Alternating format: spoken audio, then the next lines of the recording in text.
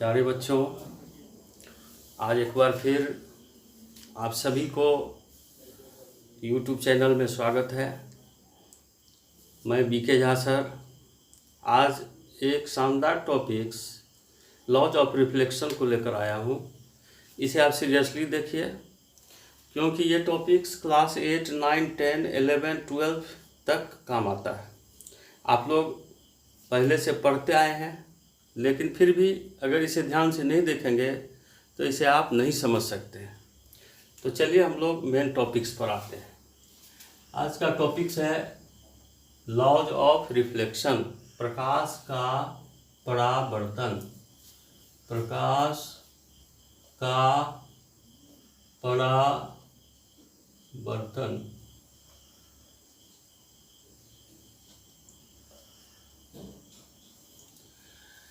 सो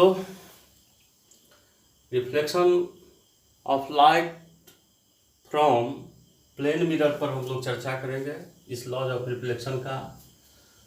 उससे पहले हम लोग को समझना है कि ये लॉज ऑफ रिफ्लेक्शन क्या है। There are two types of laws of reflection. There are two types of laws of reflection. First law of reflection.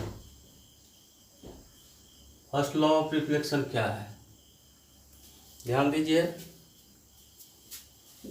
The incident ray normal and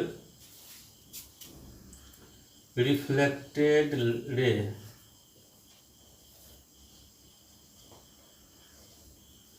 all lies in the same plane।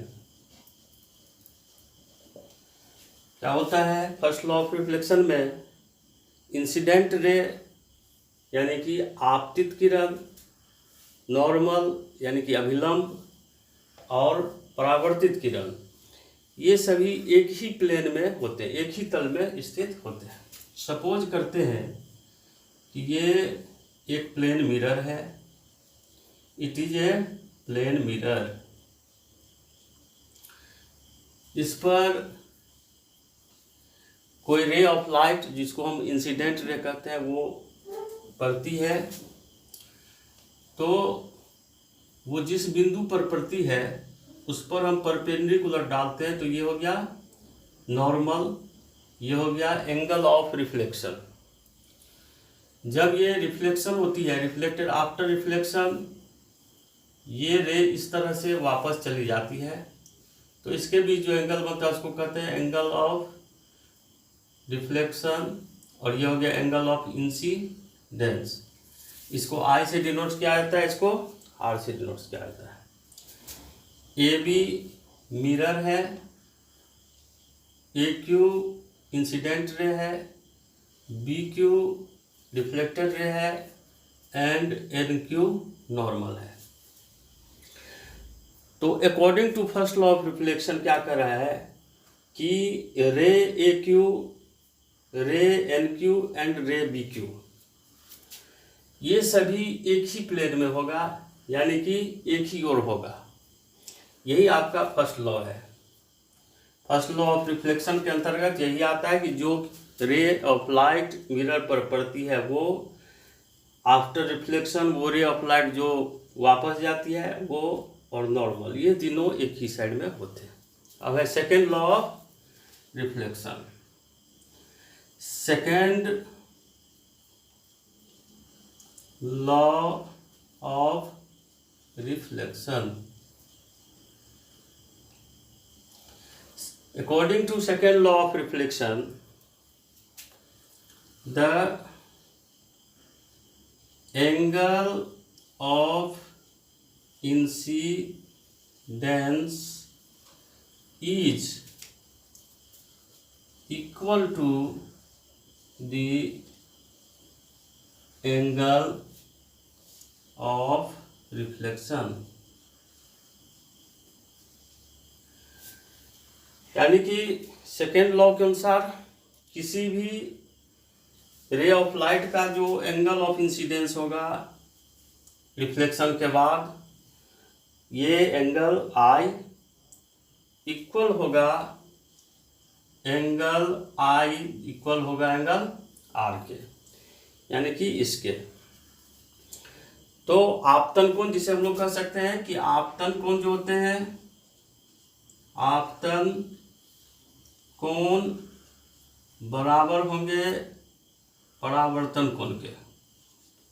परावर्तन कोण के बहुत ही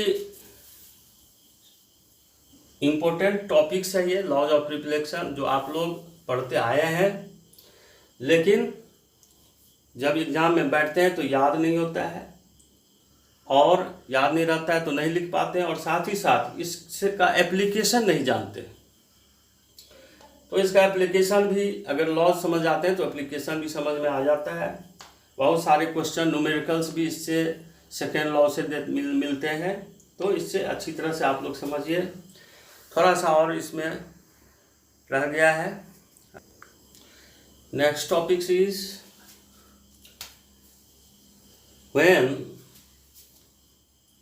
when the ray of light fall on perpendicular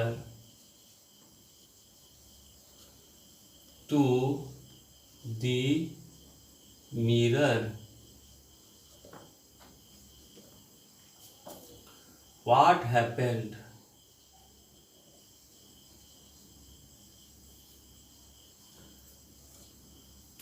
dear students, यहाँ बहुत ही important question है। What happened when the ray of light fall on perpendicular to the mirror. यदि कोई रे ऑफ लाइट किसी मिरर के, प्लेन मिरर के perpendicular पड़ती हो। सपोज कीजिए कि ये प्लेन मिरर है और इस पर एक परपेंडिकुलर रे ऑफ लाइट पड़ रही है,